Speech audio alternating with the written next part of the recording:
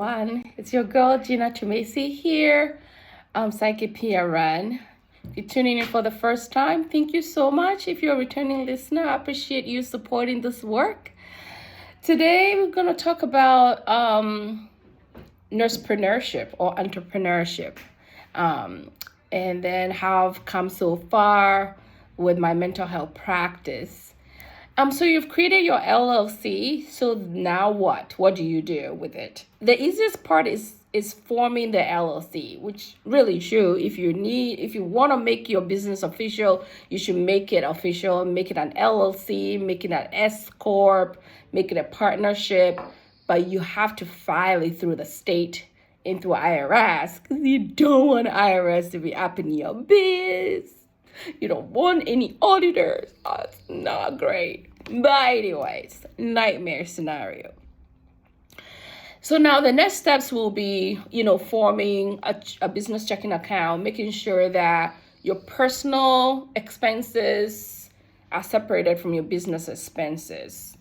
You don't want to intermingle. That's another IRS pet peeve right there. You don't want them all up in your biz.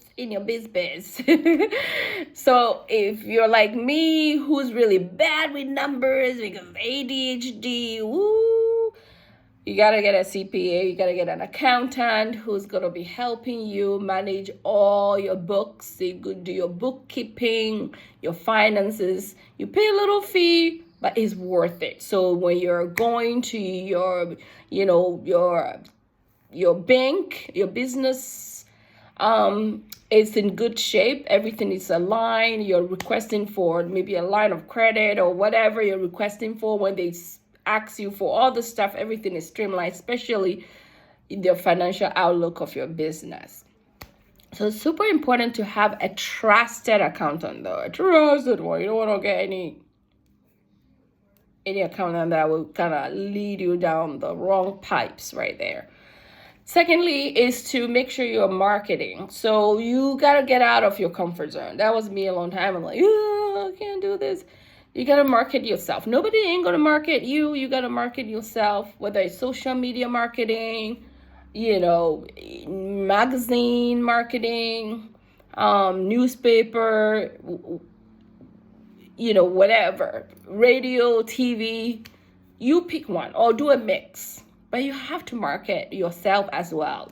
Social media is the biggest one. Word of mouth, right? So you have to tell people about what you're doing, how valuable it is, especially when your business is going to touch lives or is going to provide service, right? So for me, doing this business is not just about money, but it's also about having intentionality about serving other people. What do I bring to the plate? That's why in my practice, when you see me, I don't do the typical 10 minutes, 15 minutes. Sometimes some patients I do, but for most part, I'm spending a good deal of time. So you're paying for what you're getting from me. I work with bigger companies where it's like a revolving door, and patients I didn't like that pressure either, especially in our line of work's mental health. So market. And then secondly is as you're growing, you have to make sure you're forming a team. So that means you're hiring. For me, that's the most difficult part, to hire a team and to maintain the team. That's hard, but it's doable. So sometimes you got to keep working and at bettering what your team is. You need an assistant, you need office administrative people. Otherwise, you're going to burn out real quick, especially as that business starts to grow.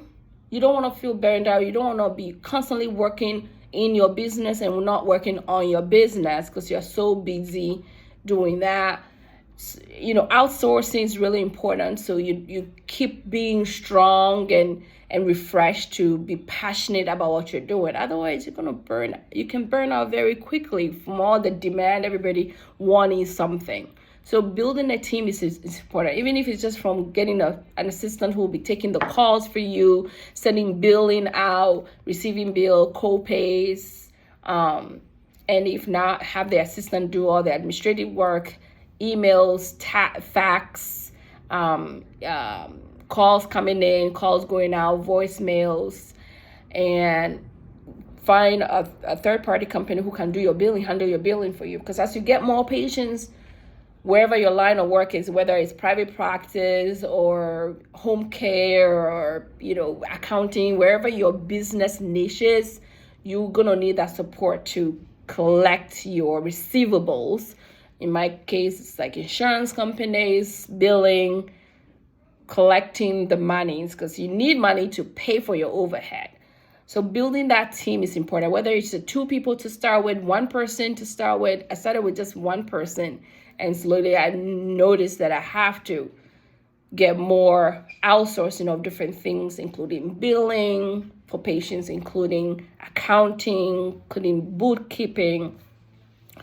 So those are the 3. So marketing, building a good team, and maintaining the team. So like I said, building, but you have to constantly build, maintaining, because some team members might not be feasible with the mission or vision, and you have to, move things along. I have a business coach also. I got her through the SBA, which is great. When you connect with them, they give you free support for business coach. So I'm just putting it out there.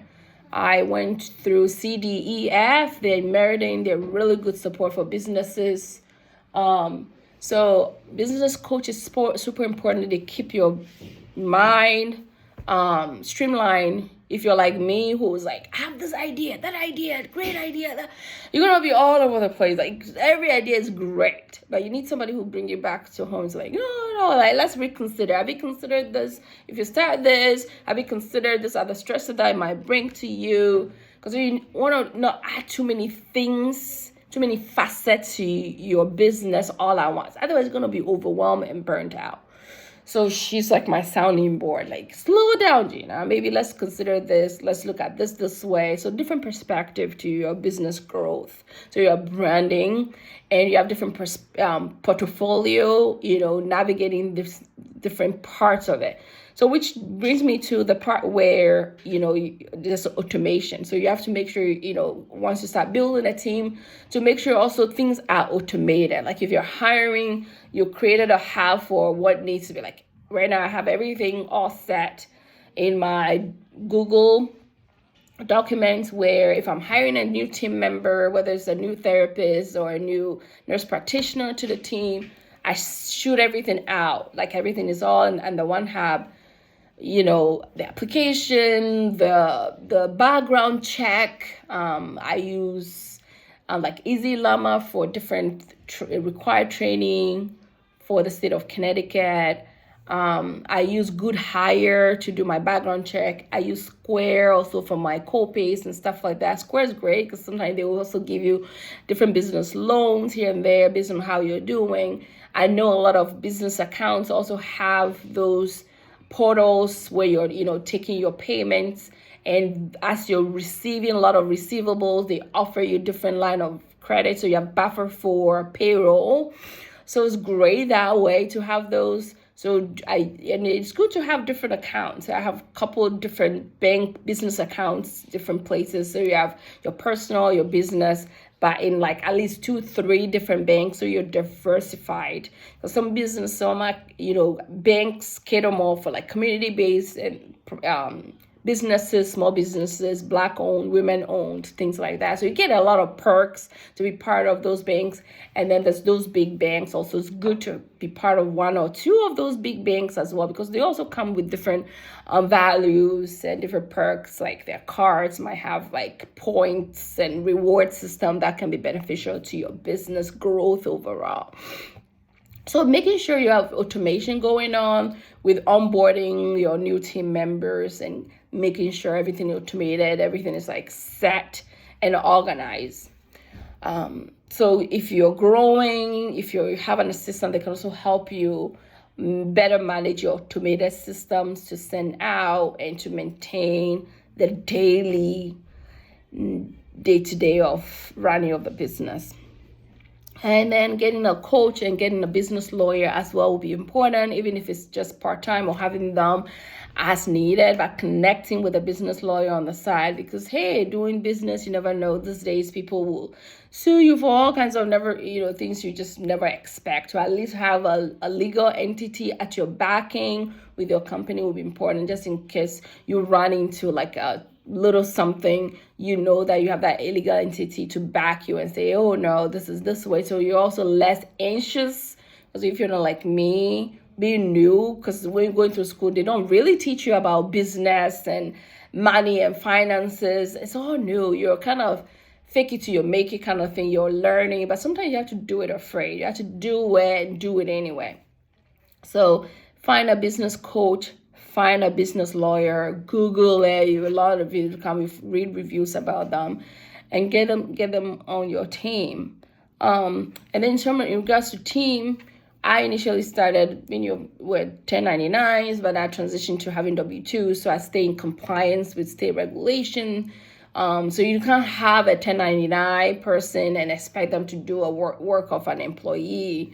Otherwise, you're crossing the line. So if you have a 1099, it's like me hiring like a plumber. They have their own company already, right? So they come in, do the work. I don't tell them what outfit to wear. I don't tell them what computer system to use. They have all that set already, because that's their business. They're just coming in to do work for me, or like somebody who's doing your lawn or removing your snow, things like that. They already have their company, so they are coming in to help you with something in your company. So that's 1099. But if you have a W-2 employee, you're telling them the hours, you're telling them what to do. You can even tell them how to dress, how to answer calls, things like that, which you don't tell your plumber, things like that. So that's the difference. So W-2, some 1099s mix in there to help you with different things. I have a billing company who's helping me with that 1099s. At the end of the year, I shoot out all their forms to them for their own filings.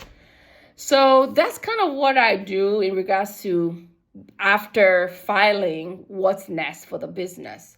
I also offer mentorship for young businesses like my own, women's business, African American, all businesses, small businesses. Hey, I will share my 2 nuggets wisdom of how far I've come with my business with other people who care to want to have it. So I do offer mentorship. If you reach out, I can give you what packages we have. I also offer preceptorship programs for students who are nurse practitioners, who are looking to have clinicals. I do offer clinical services as well. If you shoot out, send an email to me or DM me, I can let you know the package for preceptorship as well. And then some people transition to work for me or move on or whatever. Very flexible. But anyway, that's my video today. Nursepreneurship, entrepreneurship, and moving forward. Share your comments if you're a business owner, what you've seen, what I missed, and any other important information that can be good in moving some of our businesses, like the small businesses, growing, and hopefully, years down the line will become a big business and not stay small business. All right, we do it afraid. We can whip it in our minds. We can whip it everywhere else in our lives. Catch you later.